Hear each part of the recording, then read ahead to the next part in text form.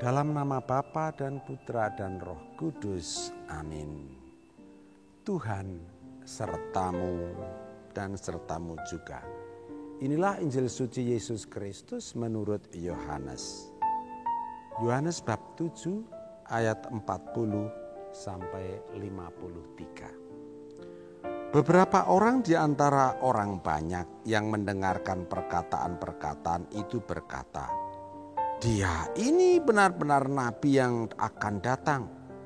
Yang lain berkata, "Ia ini Mesias." Tetapi yang lain berkata, "Bukan, Mesias tidak datang dari Galilea.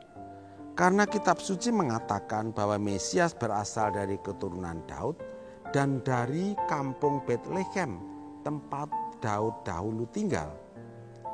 Maka timbullah pertentangan di antara orang banyak karena dia. Beberapa orang di antara mereka mau menangkap dia, tetapi tidak ada seorang pun yang berani menyentuhnya. Maka penjaga-penjaga juga pergi kepada imam-imam kepala dan orang-orang Farisi yang berkata kepada mereka, "Mengapa kamu tidak membawanya?" Jawab penjaga-penjaga itu, "Belum pernah seorang manusia berkata seperti itu." Jawab orang-orang Farisi itu kepada mereka, "Adakah kamu juga disesatkan? Adakah seorang di antara pemimpin-pemimpin yang percaya kepadanya atau seorang di antara orang-orang Farisi? Tetapi orang banyak ini yang tidak mengenal hukum Taurat, terkutuklah mereka." Nikodemus, seorang dari mereka yang dahulu telah datang kepadanya, berkata kepada mereka, "Apakah hukum Taurat kita menghukum seseorang sebelum ia mendengar dan sebelum orang mengetahui apa yang telah dibuatnya?" Jawab mereka, "Apakah engkau juga orang Galilea? Selidikilah kitab suci dan engkau akan tahu bahwa tidak ada nabi yang datang dari Galilea." Lalu mereka ke rumahnya. Demikianlah Injil Tuhan, terpujilah Kristus. Saudari-saudara umat paroki Santa Maria Banyumanik yang saya gemateni. Dalam pepatah Jawa ada ungkapan jarkoni, iso ujar ora iso ngelakoni.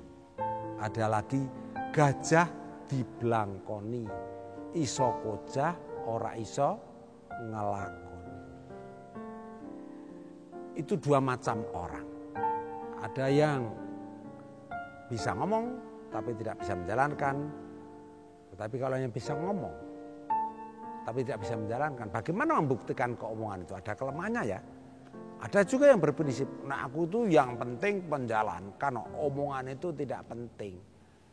Banyak kerja, sedikit bicara. Masalahnya, bagaimana menjelaskan apa yang dikatakan itu kalau dia tidak berbicara? Bisa banyak salah paham. Misalnya, maunya mengatakan kata-kata yang akrab. Misalnya ada orang manggil, "Mo piye kabare?" Panggil Romo gitu itu. Orang lain mengatakan, "Tidak sopan sama Romo." Padahal maksudnya dia mau akrab. Nah kan beda pengertiannya. Yang paling bagus adalah kata-kata dan tindakan itu satu. Betul kan? Anda setuju? Masalahnya apakah ada orang yang semacam itu? Yang lebih ada. Yang lebih ada. Saudara-saudara, dalam dunia kompetensi ada 3 unsur yang dipertimbangkan.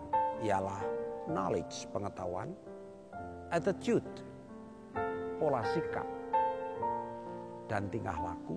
Ketiga, keterampilan.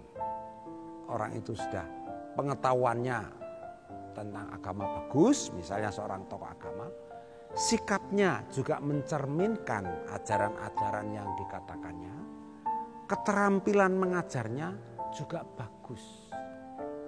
Yesus ini yang lengkap, pengetahuannya tentang Tuhan dan tentang manusia lengkap, sikapnya yang lemah lembut dan Pokoknya saya diutus Bapa untuk menyelamatkan orang. Lengkap. Keterampilannya untuk menyampaikan ajaran-ajarannya sangat kuat. Bagaimana dia mengajar misalnya kepada orang-orang kecil dengan perumpamaan-perumpamaan yang konkret. Untuk orang yang sakit dia mewartakan keselamatan dengan menyembuhkan.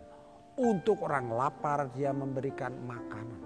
Itu untuk mengatakan bahwa saya diutus Bapa untuk menyelamatkan kamu. Saudari-saudara, kalau sekarang ini kita mengidolakan orang yang bisa satu kata dan satu perbuatan, ini lebih Yesus ini tidak hanya kata dan perbuatan, tapi juga sikapnya, sikap yang mau menyelamatkan itu.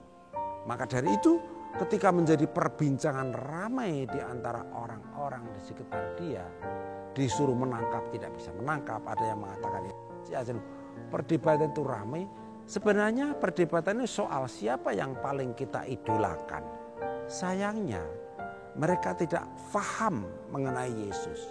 Ketika dia paham, pastilah dia akan menempatkan Yesus sebagai idolanya. Apakah Anda paham mengenai Yesus? Saya tanya dulu kepada diri saya, apakah betul saya paham mengenai Yesus? Ketika saya paham betul mengenai dia, maka saya semakin terpikat kepada dia dan kemudian saya akan mengidolakan dia.